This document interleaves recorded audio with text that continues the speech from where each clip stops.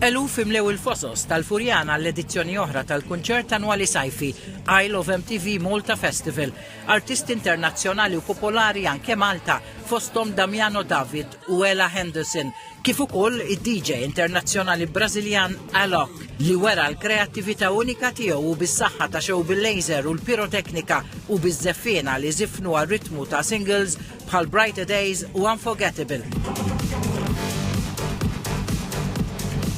Ghost u Glitterball kienu suċċessi l-interpretat Ella Henderson flimkien ma' suċċessi tagħha Alibi u Filthy Rich u anke Me and You.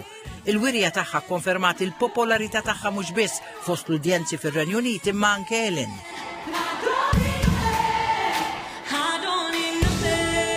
Il-kantawtur bravissimu Taljan Damiano David ħakem lill-udjenza bit-talent impeccabli tiegħu, issa bħala solist kompla saħħaħ it-talent mużikali tiegħu b'vuċi unika li saħret lill-eluf li rawh live fuq il-fosos b'suċċessi bħal Funny Little Fears, The First Time, Voices, Born with a Broken Heart u Too Sweet.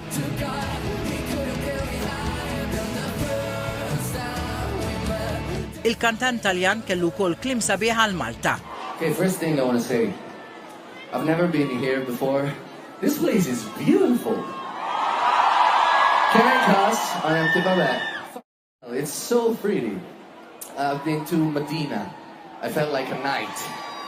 That was very fun. Iktar qabel il-kantanta Maltija Mirjana Conte fuq il-palk tal-MTV Malta Festival bis-suċċessi tagħha kant u track ġdida fl-Manta I8. Flimkien ma' sitt żeffiena laqgħet ukoll fuq il-palk il-kantanta Maltija Sera Bonici.